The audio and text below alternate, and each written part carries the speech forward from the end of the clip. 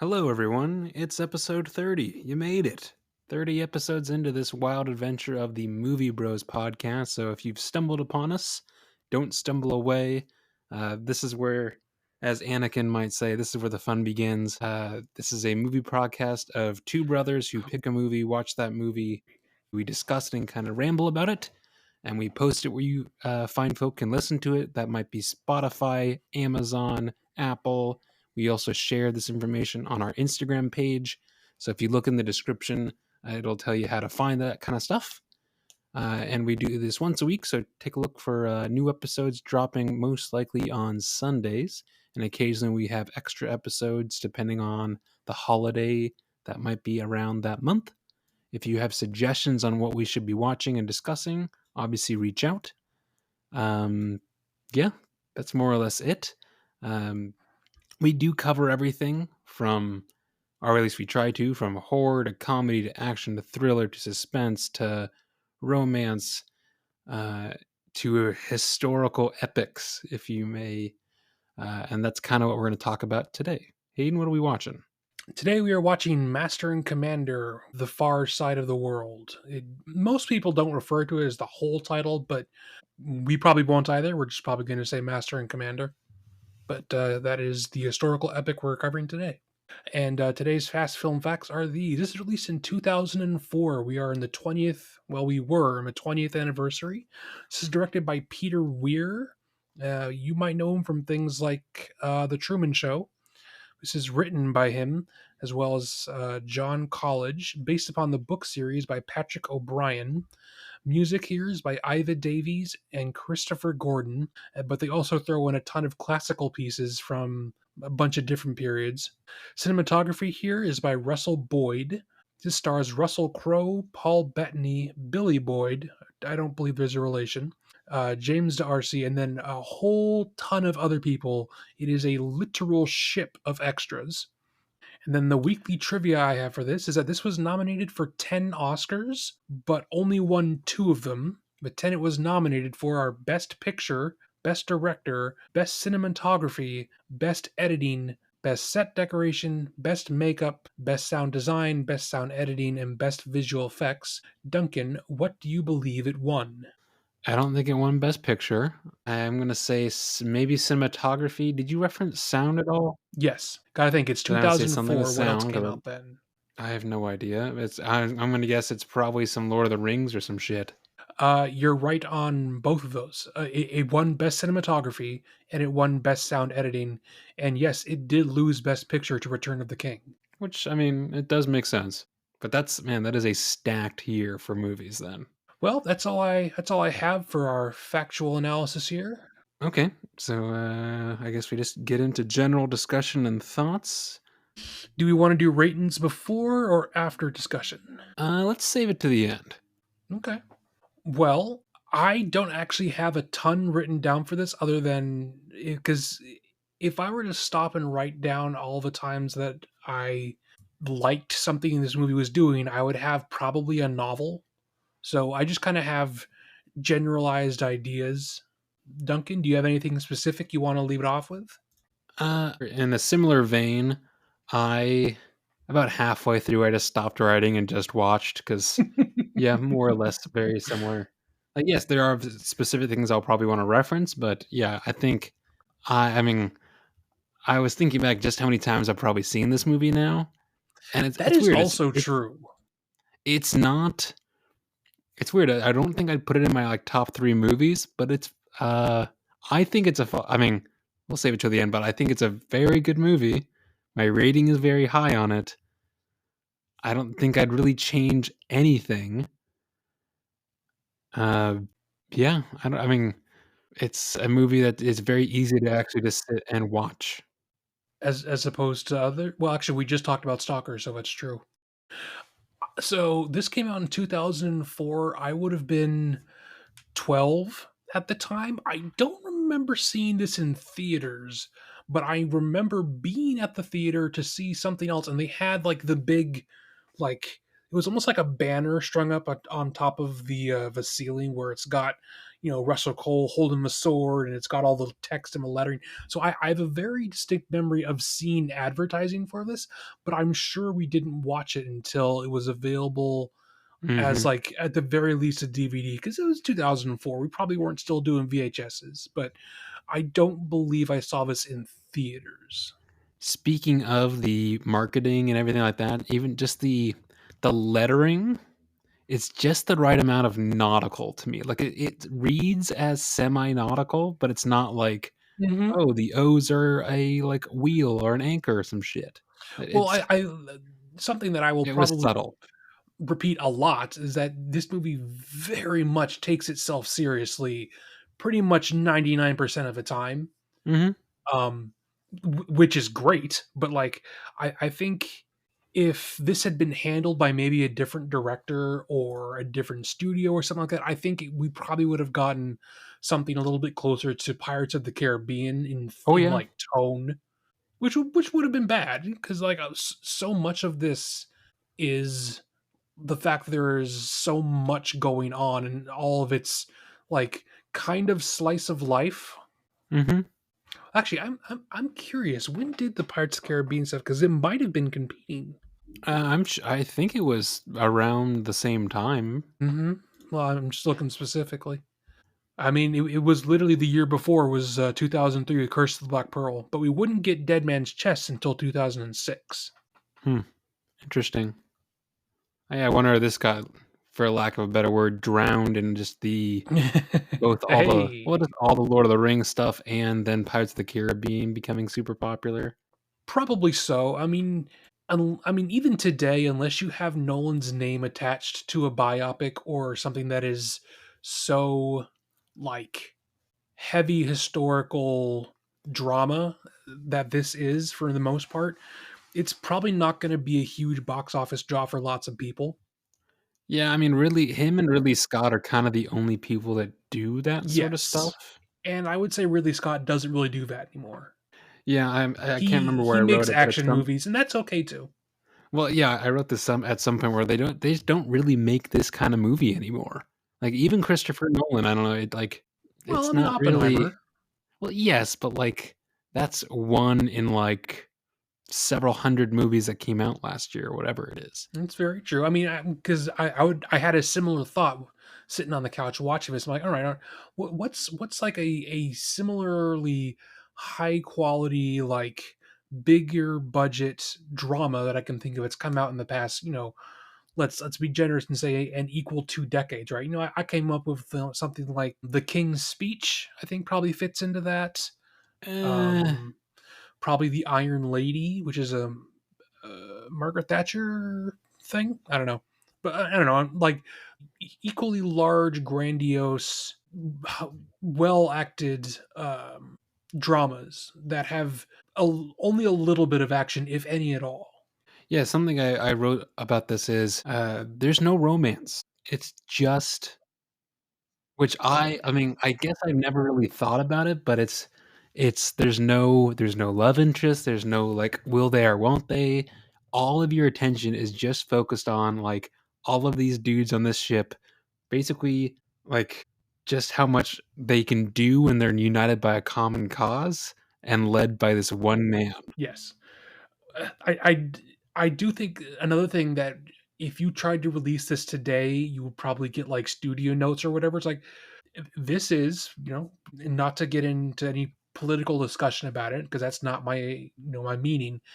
This is a historically accurate white movie. There's not a single Yes. black character the entire time, and I don't know that that would fly today. Well, not just I mean, again, it's accurate about the British specifically. Sure. I do like not just the accuracy, but like, and again, no, I mean, I think there's a lot of different factors that make it feel real and not like you're watching a dramatization. Like, I feel like a lot of movies, like, I watched bits and pieces of that Napoleon movie, which I feel Oh like god, how was it? it was all right. But again, it felt like, oh, this was probably similar to this, but then they felt like they needed to make it more dramatic. Sure. So yeah, parts of it were actually pretty cool, but I'm like, oh, I don't. This doesn't. It feels like I'm watching a movie, if that makes sense. I know what you mean, and I think the reason that this doesn't feel that way is that Jack Aubrey is not a real person. I Correct. think if this was like, if this was about Lord Nelson, Hmm. then maybe that feeling might return. But I think it is infinitely helped by the fact that for all the realism that they pump into every single bit of this movie, he is not a real person. So we're allowed to suspend our disbelief for the way he acts sometimes. Well, I mean, the everything from like how dirty everyone is. There's like a certain amount of patina on everything. Oh, yeah, I mean, The realities absolutely. of like the medicine that they do, but it again, it never really feels grotesque or over the top. So I actually have a thing about that. This was originally rated R because I mean, I can the see that. Yeah, doctor's scenes were longer and they showed more gore. And I think it actually is helped by the fact that it's off screen in this version. yeah, I prefer it I that way. think if this was like gory and bloody and you could, see him operating on people's intestines and more, Hmm. whatever, I think that would feel gratuitous. I like that it's a little bit restrained here. Well, yeah, again, because that's because you want to show the realities of war, but it's that I feel like yeah, it's too much is going to take away. It's a balance thing. Yeah, you don't you want it to seem realistic. You don't want to seem like you're doing it for shock value. Correct, correct. I love the first like I don't know, it's like 6, 7 minutes where they're setting the stage of the nighttime watch and they're going through the ship silently. Just how quiet it starts for a movie. Like That is it's literally my first thing I've written down. it's so quiet, but I it love also because how it's so quiet, it builds the tension. well, yeah, exactly. It builds tension, but it also focuses you to really look. You don't have any sound to tell you what's going on. You have to see what's going on the screen.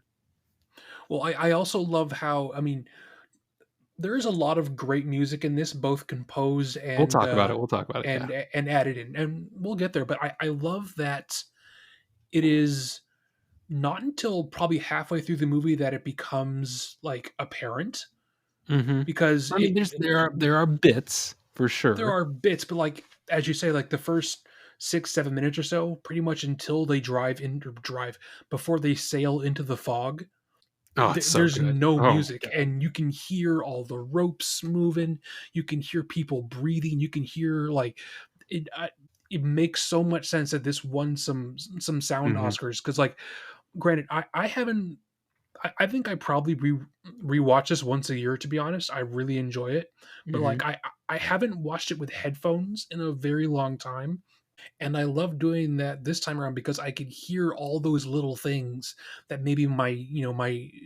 TV speakers didn't pick up on. Well, I mean, that first when he says let's beat a quarters and it's just like the drum Hmm. going. Oh man, dude, that's it hits. It hits. Well, it's just like in the exact same scene when they're not sure what they're looking at and they're having Captain Jack look through it and he's about to turn around, but then he sees the cannon fire, and you can hear the the uh, the Yes. cannonball just like Hmm. move through all this. Like it sounds so like I don't know how to describe it. Like it sounds fast. Well, it's I mean, everything from that to where it's literally before he's gotten up to the top deck and it's him getting dressed. It's like almost like a tracking shot. Oh, he's walking and they're Yes. moving away his doors. You can literally hear the tiny little like hammer moves and everything of like Oh, absolutely. the doors getting taken apart. Yeah. It's fantastic. That Um, being said, motherfucking Russell Crowe, dude. I mean, at the time, obviously he's done other things since then, but like between this and Gladiator and I mean LA Confidential was around here. Like I mean, he was killing it. he was fucking killing it, dude. He hadn't resorted to making weird possession movies like he does now. Yes. I mean, I would even throw A Beautiful Mind into that as well. Oh sure. I mean he did that. He did Cinderella Man, which I know is like a big one for him. Eh, I watched it. it's not It bad. It just I'm not a huge boxing person, well so maybe it's better. it felt very Oscar baity. Yes, and I would say that this doesn't feel that way, even No. though it probably at the time would have been seen in the same light. But Mhm. I think I don't know. I'm not sure even sure how I'd explain why it doesn't feel like Oscar bait, but to me it doesn't. Because again, it doesn't feel overly dramatic. It doesn't feel like you're like it doesn't feel like anyone's trying. It just feels like they are the characters. Yes. I think that's down to, I mean, there's lots of factors, but uh, the like when you said that, oh, there's like 187 extras or whatever, but I mean, all the they literally use an actual real ship, yes, so yes, everyone is there with this is how many people would actually be hmm on a fighting ship. It's like there's like 50 extras. Well, what I'm saying though is like all the like semi main cast, all everyone who has semi regular speaking roles, Yes.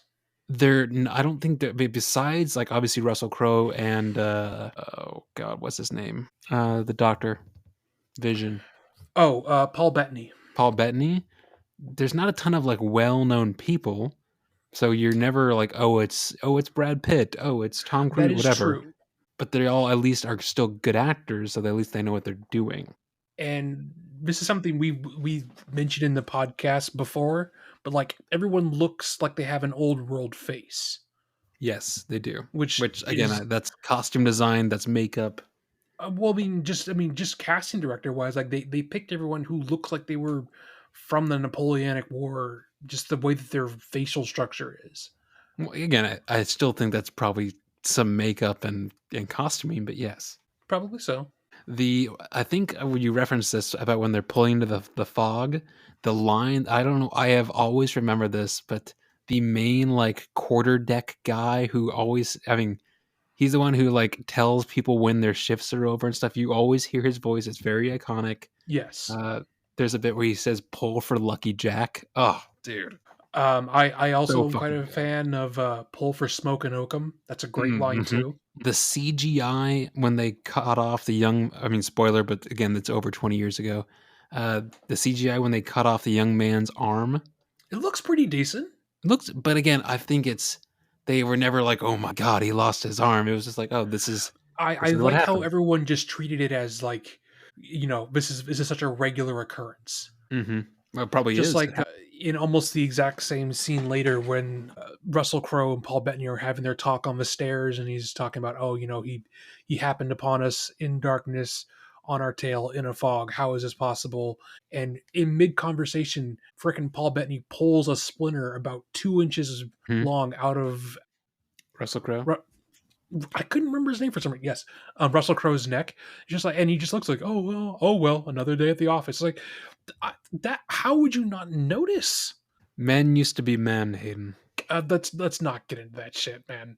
But on the flip side of that, something a little less serious when they do the mini boat like distraction. I freaking love that scene. That's so A, much fun. it's very fun, but even like again, I think it's the right amount of like it's humor and it makes you smile, but it's never like It's never played for laughs. Like it is still there to exactly. further the story, even if it's funny. Exactly. Like when the young lad gets back on the boat, like Russell Crowe is like, "Now tell me that wasn't fun." Like Exactly. just the right amount of like, oh, a little wink, wink, nudge, nudge thing. I love how many different storylines are going on over this because it really feels like you're on a journey or like an odyssey or whatever. Like, yes, we are technically trying to catch the Acheron, but that's not really what the movie's about. Like, I love all the different character arcs we get through other people. We got the whole Jonah Mhm. thing. We've got the Doctor and Russell Crowe. I think as I've gotten older, I can appreciate different things about this. Because when I, first saw this and I was like, 13, 14, I probably just really, really liked all the action sequences in the third half of the movie. I watch this back now and I think what I enjoy most about it is their back and forth, is their dialogue. Like that to me is, yes, it is wordy and kind of overwritten in the same way I would point to something like the Coen brothers version of True Grit, but it never feels like it doesn't belong.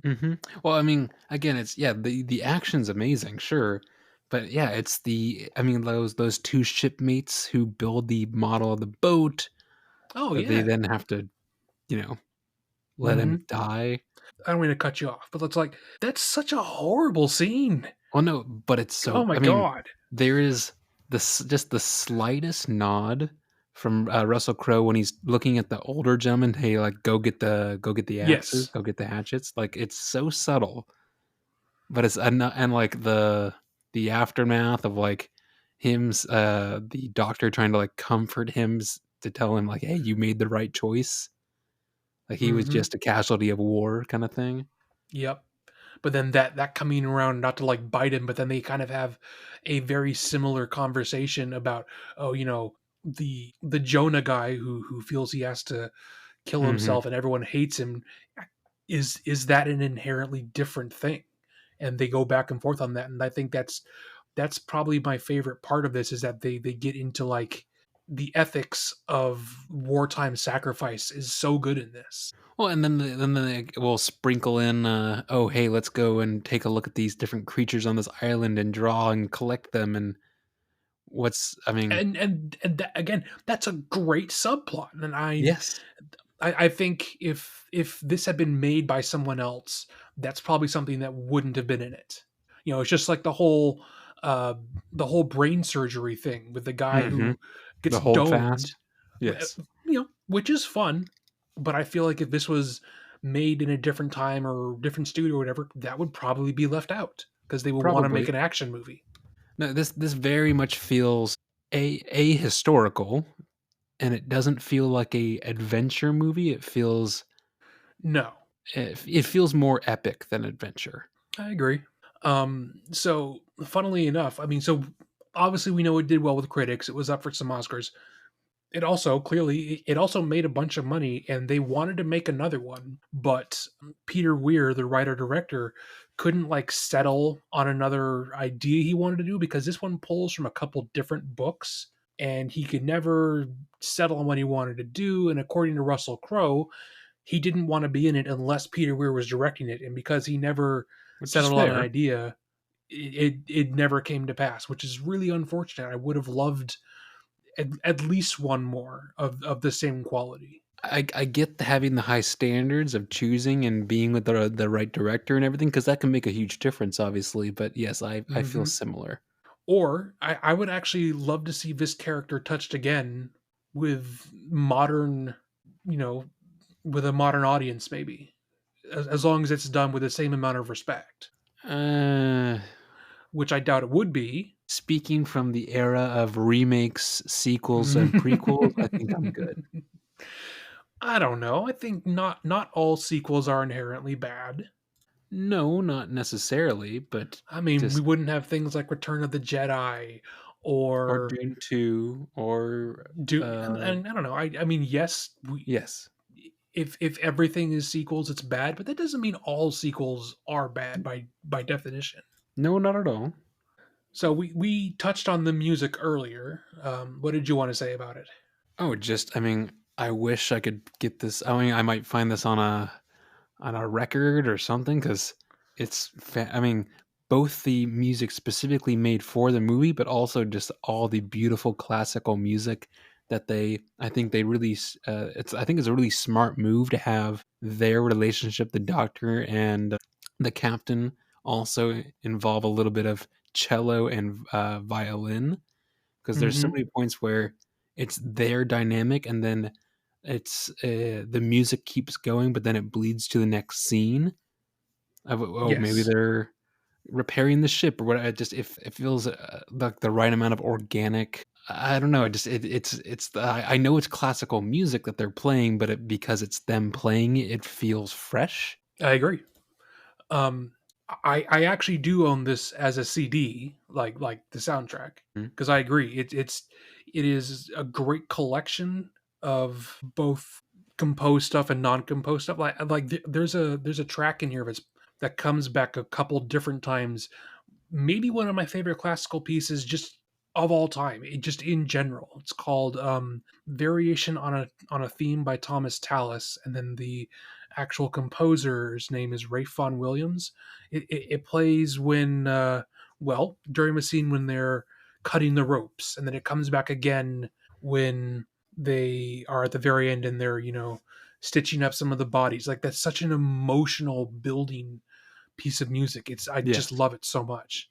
And then there's the music that they play on their cello and violin, also really really good. Yeah, I wish I was trying I've been trying to find it on Spotify, but of course it's not available, which is unfortunate, and I'm It's guessing unfortunately too old. Yes, it will most likely not be available on Instagram to share with the post, but I think it's called, Into the Fog or Into the Mist, but just I know which one you mean. Yes, the specific track when they are evading the French. yes, and apparently Russell Crowe learned how to play violin for this. So not so much that he can like actually play the music that we're hearing, but it was important to him that he wanted to make it look convincing that he could actually hold things correctly, put your hands in the right positions and actually, saw the fiddle, if you will, in a very convincing way to make it look more believable. No, just anything an actor does that gets them more into the character, if that's, like, learning violin or learning piano or learning a different language or no, I'm not saying the whole, like, method actor thing needs to be done. Obviously, everyone's got their own quote unquote process, but Sure. if it yields the right result, like, have at it. Yeah. What Um, I'm reading through my notes, and at some point I wrote, uh, it does get pretty immediate into the action right at the beginning, but it doesn't feel rushed or it doesn't feel like low quality. Like, is no. there's still enough time where they build the tension of looking for the sails in the fog, seeing the cannon fire.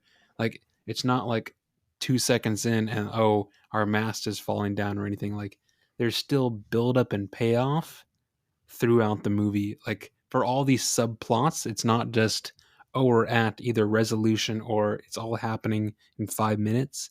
They are slowly setting the seeds early on for a lot of different things, like you said.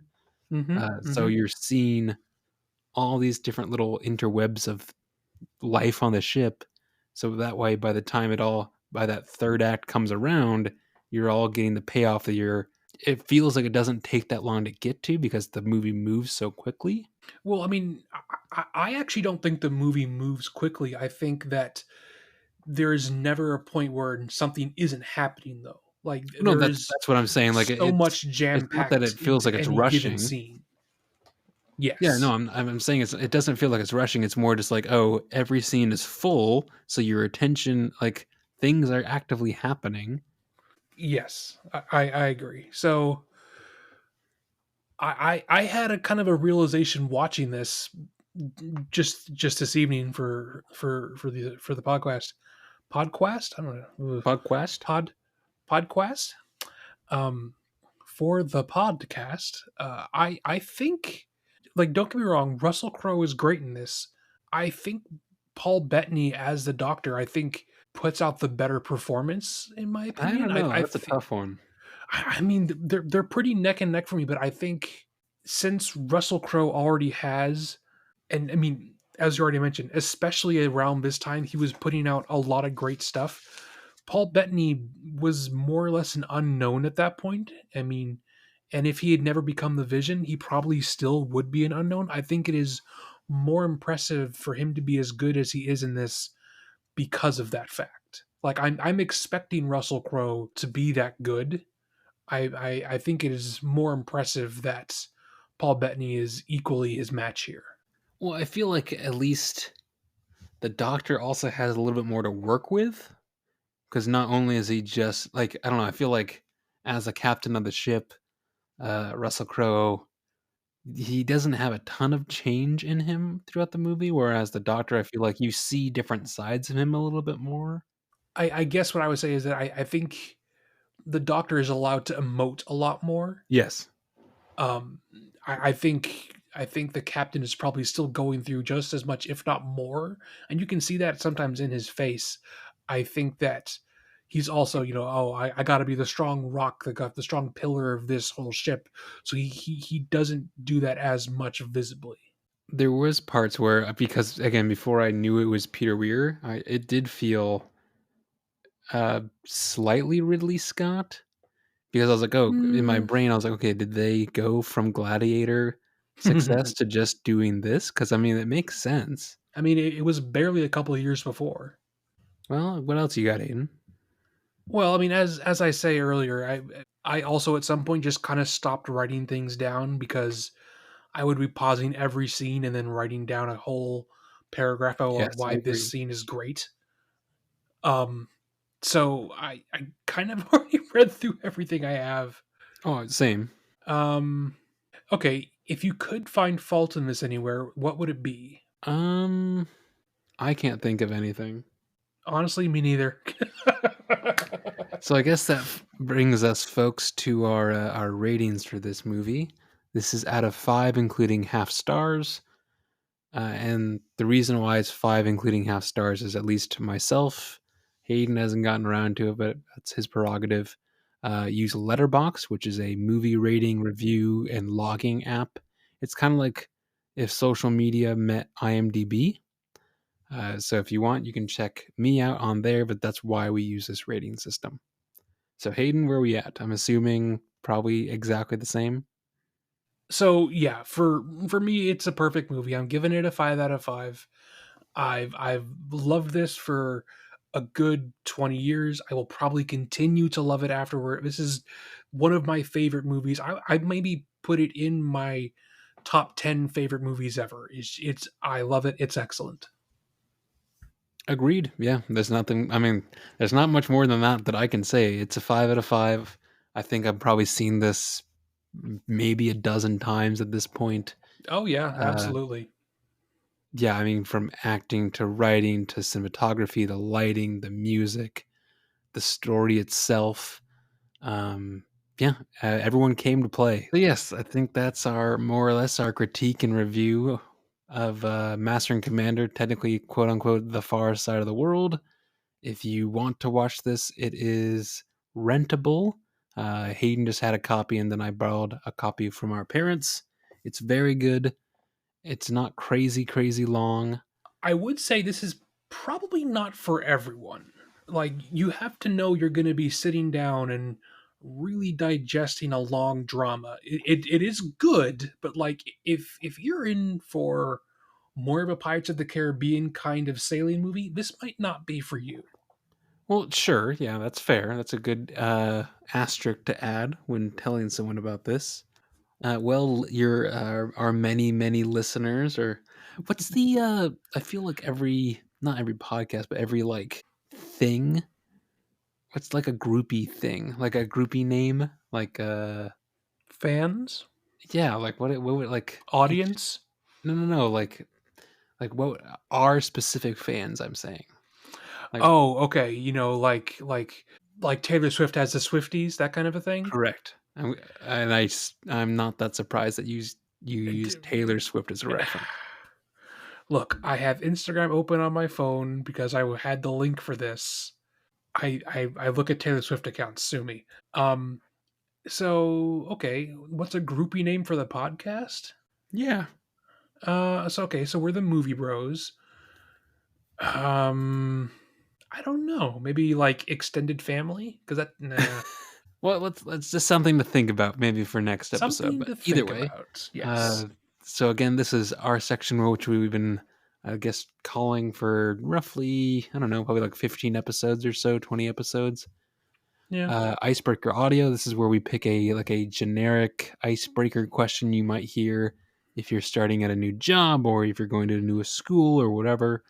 This is just to give you all context about who Hayden and I are outside of movies and how we think, and it's just to make sure that we are actually humans, not just robots or AI. No, no, Very nothing. true. Hayden. I I figured I usually.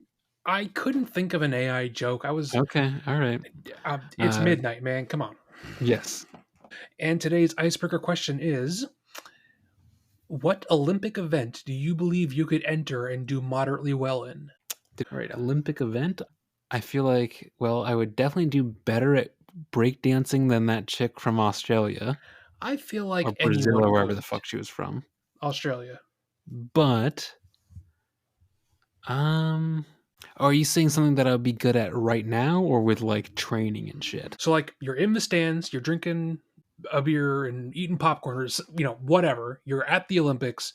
Our nation's competitor is injured. He's been killed by a sniper and you rush onto the field. What do you think you could do mostly okay? Okay, so not anything that takes very specific. Like I wouldn't do like toboggan running or ice Oh, see. skating.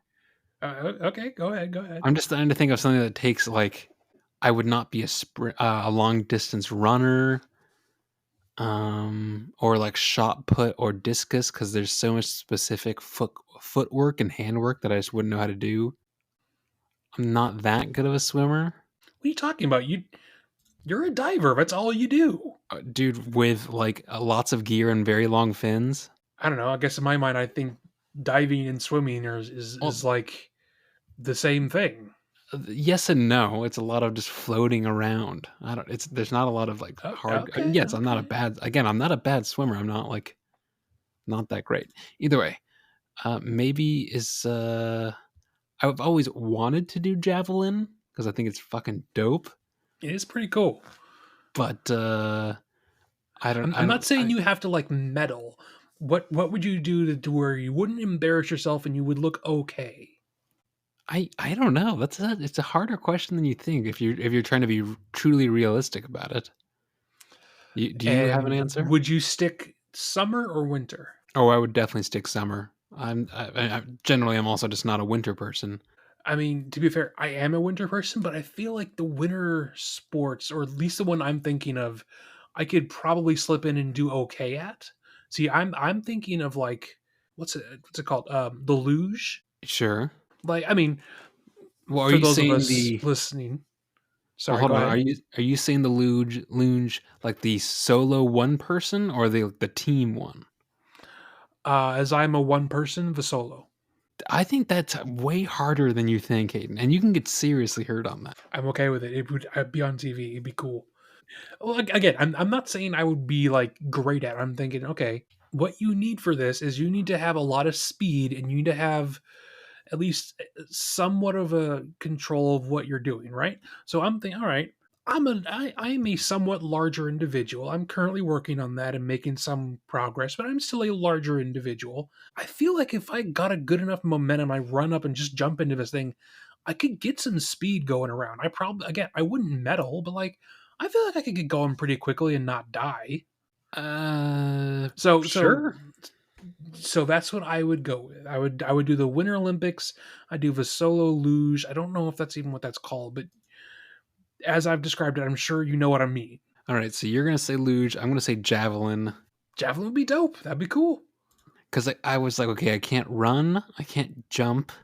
I also thought of like discus because that obviously there is a huge difference as they are not the same things, but like that's kind of like throwing a frisbee. I could probably do that okay. No, see, I think there's so much like spinning and the very specific footwork that, especially if you're going straight from the like I'm in the audience to I'm doing this. I think there's no way that I wouldn't do that and not embarrass myself. I would want I would want something that I at least already have like the base, like, oh, at least it's I'm throwing something and it's like an overhand throw, like a baseball, like a javelin. Because Yeah, yeah. I would pick something more simple like running, but I'm just not that fast. Okay. A different question then. If you could add a sport to the Olympics, what would you want to add? I feel like there's maybe too much there already. I don't know. I mean, that is a fair. I mean, if they're throwing breakdancing in, they might be overstuffed. Yes, there's break dancing. I mean, I get that there's a lot of things that take a lot of physical effort, and a part of this is a lot of the Olympics is originally was like physical effort, Sure. like an Olympian, like the gods, because they were Yes. like the peak of like physique. That's why like even the bodybuilding contest is like Mr. Olympia or whatever or Mr. Universe. Both of those are correct, technically, yes. I don't know. I just win them. I don't know what they're called. I don't know. I always wondered what you do in your spare time. All the spare time that I have, yeah. You might have some, technically. I have some here and there. Anyway, yes. All right. So luge and javelin. All right, all right. So we should be expected to be doing that in the coming Olympics in 2028. I The think. last one was in Paris. Where are they going? I don't actually know Not because the it's going to be the Winter Olympics, right? well, no, the Winter Olympics is going to be 2026. I also will say, like, nothing against the Olympics. I think it's a very cool thing, but like all the countries getting together and subsequently the Special Olympics that also happens. That's But true.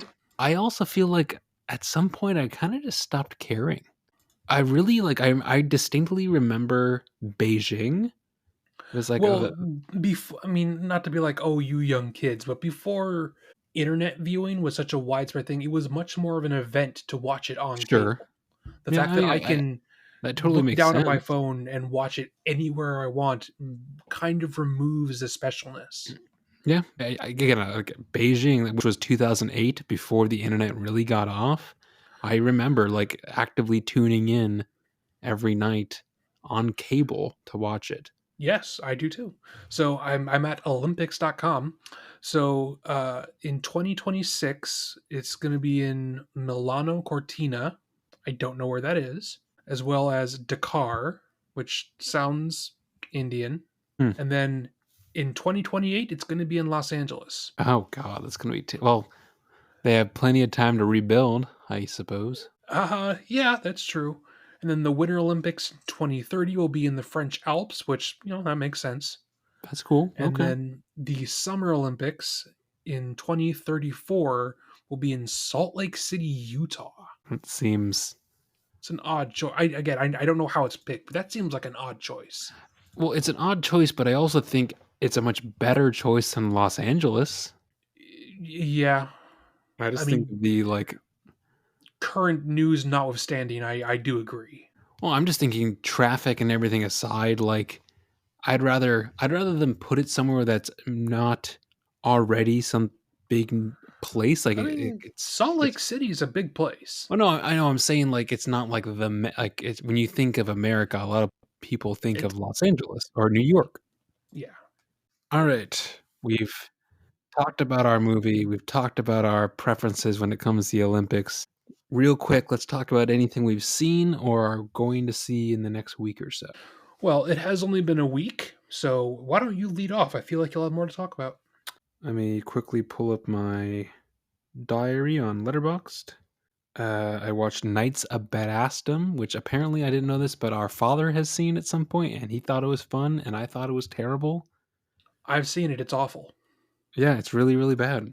It's I it's watched. it's incredibly low budget and dated. Yes, I felt like it was a Sci-Fi Channel original, and it's not. Yeah. The Name of the Rose, which if you've never heard of this is Sean Connery as a friar in the 16th century Is this solving like a. the 80s or something?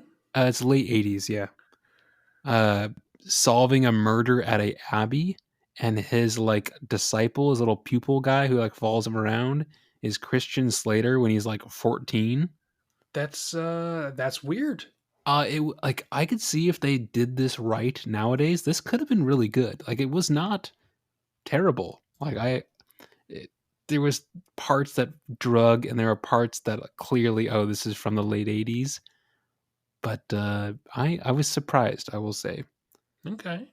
I rewatched The Art of Self Defense, which, if you've never seen this, I highly recommend it. I like it a lot. I keep Most, meaning to. Is that like actually good or is it just quirky? I like it. It's available. I think you can find it on Tubi, which is free on any kind of like uh, Chrome or Mozilla Firefox or anything. It's just online. Um, but no, it's fun. It's very much like there is some dark humor. It's Jesse Eisenberg being awkward Jesse Eisenberg, and then he takes So all of his stuff that he's ever done. to a certain degree, but it's him taking karate classes after he gets mugged because he wants to feel more empowered as a more masculine, and then Mm-hmm. it's his sensei just taking things way way too far. It's good. Speaking of Jesse Eisenberg, we went and saw A Real Pain semi recently. And the Golden Globes happened, and they actually gave Best Supporting to Kieran Culkin from that. Which I watched some of his speech, and he's like, "Oh yeah, sorry, I took a shot at tequila with Mario Lopez, so my speech is kind of gone." But I saw that too. Yes. uh-huh. I watched Murder on the Orient Express, the one from the 70s, Oh, okay. which It's from the 70s. yeah, and Poirot is this super campy, over the top character, and it just doesn't feel Yes. right at all. I literally only chose to watch it because I was like, "Oh, this was one thing that James Bond was in that wasn't James Bond. Let's see another thing." And Sean Connery plays like the Colonel in it, but he's only in If it. you want a weird Sean Connery movie, um, Yeah, I'm trying to remember what it's called, but he wears a red knitted onesie and he has a super long ponytail. It, no idea what the fuck you're talking about. it it's called Zardoz. It's Okay, so that sounds odd. I'll trust give me, you that. try it. It's so ridiculous and silly. From there, I watched. So every once in a while, me and my housemates will just pick a movie, and usually it's a bad movie. But we watched Blame the Game. This is a random movie we found on Netflix. It was in German, and it's just about a game night In that goes. German, Yes, I don't. It's just about a game night that goes wrong with like four couples, and it's just with relationship. I don't know why we picked this. It was really as I bad. I say, gave it 1.5 out of 5. Yeah, it was just another successful housemate watching experience. But I did watch For Your Consideration. Have you seen this before, Hayden? it sounds familiar, but I don't think. I mean, obviously, I haven't seen it, but it sound the title sounds familiar. Well, have you seen Best in Show? Oh, years and years ago, yeah. Same director, almost the exact same cast of like 15 people. It's all Is that about a Christopher Guest? yes. He also And it's did also Waking Ned Divine. yes, he did. And it's also like 85 minutes. Like it is short and sweet, Oh which I wow, like. that's almost a short film. Hmm. And then I ended the week, however you want to say week. I don't know. Sometimes my weeks when I do my other podcast, Dunk's Movie Corner, end up being like 4 days, and sometimes it's like 10. Sure. But I ended it with Meet the Parents, which Netflix suggested to me, and it was pretty fun. Uh, Robert De Niro, Ben Stiller, Ben, whole cast of people. yeah, Owen Wilson. It definitely feels like, oh, this was made in the year 2000, but I mean, it was a fun little like easy digestible watch. Yeah, That's yeah. more or less everything that I've seen. But what else you got? I've had a fairly busy week. I've been to some hockey games, done some other stuff. I haven't had the time to watch anything. I'm actually looking forward to watching Nosferatu this weekend, and then I will probably um, I'd like to watch. I don't know, something at home. I will probably find just something in my own collection because I like owning things physically. So I have a good 30 or 40 DVDs and or Blu-rays laying around. Makes sense. Well, let's spin our picker wheel and find out what we're watching next week. All right, we are watching Tron Legacy. I think this was a 2000. I want to say 2000. 2011, something like that. I think it came out the year I graduated high school, so that sounds correct. Uh, This is a not to Disney movie. yeah, it's It is a Disney. completely different genre than what we covered this week. This is going to be a lot of neon. This is going to be a lot of techno stuff. Um, We got the yeah, good big words here: techno stuff, neon. techno stuff. Come back next week to hear us talk about more cool techno stuff and probably talk a lot about Daft Punk. Yep, that'll all be episode 31. This has been episode 30 of the Movie Bros podcast. Again, we are your hosts, Duncan and Hayden, the javelin and luge athletes. We're making up matching unitards to enter the Olympics as we speak. Oh, I've already got mine. Don't worry. But I thought we were going to coordinate colors. Now I'll have to call the guy back, and it's a whole thing. Hey, what I do in my own time and my own unitard is my own business.